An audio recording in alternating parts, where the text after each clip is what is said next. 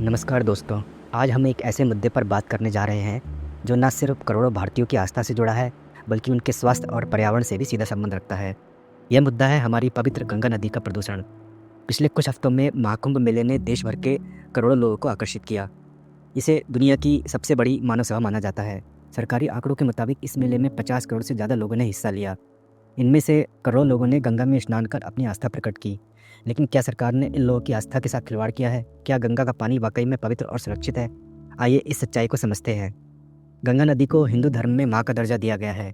गंगोत्री, ऋषिकेश, हरिद्वार, वाराणसी और प्रयागराज जैसे तीर्थ इसी नदी के किनारे बसे हैं। प्रयागराज, जहाँ गंगा और यमुना का संगम होता है, को प्रयागराज भी कहा जाता है।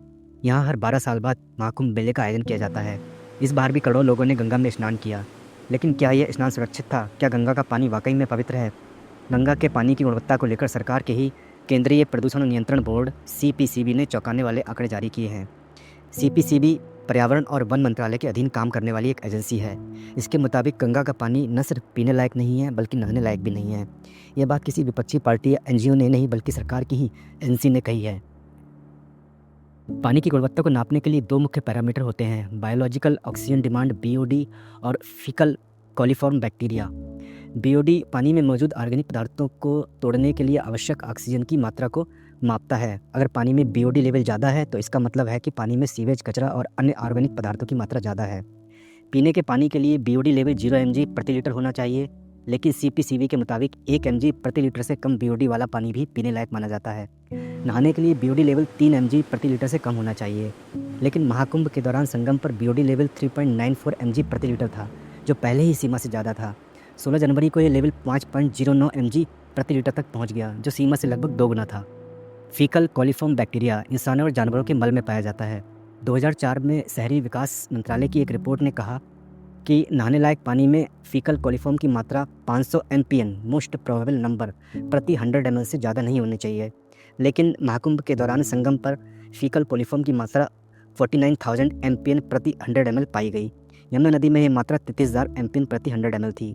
यह आंकड़े सीपीसीबी की वेबसाइट पर उपलब्ध हैं। सरकार ने महाकुंभ के दौरान गंगा में ताज़ा पानी छोड़कर प्रदूषण को कम करने की कोशिश की, लेकिन यह कोशिश सिर्फ प्रदूषण को छिपाने के लिए थी। असल में गंगा में सीवेज और कचरे के प्रवाह को बंद नहीं किया गया। जौंडवाल ड्रेन, गाजापुर ड्रेन और सलोरी ड्रेन जैसे सीवेज ड्रेन से गंगा में फीकल कॉलीफॉर्म की मात्रा लाखों में पहुंच रही है। एनजीटी ने उत्तर प्रदेश प्रदूषण नियंत्रण बोर्ड यूपीपीसीबी से पूछा कि क्या गंगा का पानी सुरक्षित है। यूपीपीसीबी ने जवाब दिया कि पानी सुरक्षित है। लेकिन जब एनजीटी ने सबूत मांगे तो यूपीपीसीबी ने 12 जनवरी को ये पुराने सैंपल की रिपोर्ट पेश की। एनजीटी ने यूपीपीसीबी को फटकार लगाई और कहा कि अगर नया डेटा नहीं है तो पुराना डेटा क्यों पेश किया गया। सरकार ने दावा किया है कि गंगा में 1100 प्रकार के बैक्टीरियोफेज होते हैं जो पानी को प्राकृतिक रूप से साफ करते हैं। लेकिन आईआईटी दिल्ली की शोधकर्ताओं ने 2023 में एक शोध पत्र प्रकाशित किया जिसमें कहा गया कि गंगा में बीमारी फैलाने वाले बैक्टीरिया अभी भी मौजूद हैं। यहाँ तक कि बैक्टीरियोफेज भी इन बैक्टीरिया को पूरी तरह ख़त्म नहीं कर पा रहे हैं। 2014 में प्रधानमंत्री नरेंद्र मोदी ने नमामि गंगे प्रोजेक्ट शुरू किया था। इस प्रोजेक्ट पर अब तक 40,000 करोड़ रुपए खर्च किए जा चुके हैं, लेकिन गंगा का पानी अभी भी नहाने लायक नहीं है। क्या यह पैसा सिर्फ भ्रष्टाचार में उड़ा दिया गया? गंगा नदी का प्रदूषण सिर्फ एक पर्यावरण का मुद्दा नहीं है, बल्कि यह करोड़ों लोगों की आस्था और स्वास्थ्य से जुड़ा मामला है। अगर सरकार वाकई में गंगा को बचाना चाहती है तो उसे सबसे पहले ये मानना होगा कि समस्या मौजूद है। जब तक समस्या को स्वीकार नहीं किया जाएगा तब तक कोई समाधान संभव नहीं है। तो दोस्तों, ये थी गंगा की पवित्रता और प्रदूषण की पूरी कहानी। अगर आपको ये जानकारी अच्छी लगी हो तो इसे शेयर करें ताकि ज़्यादा से ज़्यादा लोग इस सच्चाई को जान सकें। धन्यवाद।